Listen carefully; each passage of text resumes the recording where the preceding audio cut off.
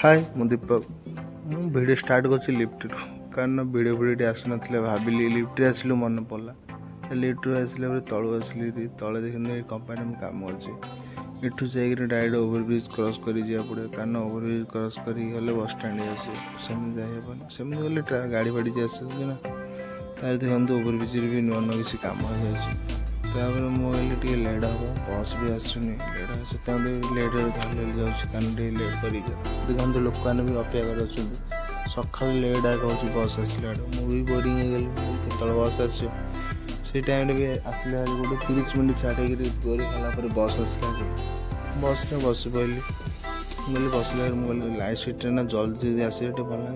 पहुँचला room room पहुँचे हतन टे एक्सरसाइज करते के एक्सरसाइज करते तार आज मन पड़ेगा रोचे रोचे भल लगी लाइक एंड सब्सक्राइब कर जातु ओके गाइस रोची।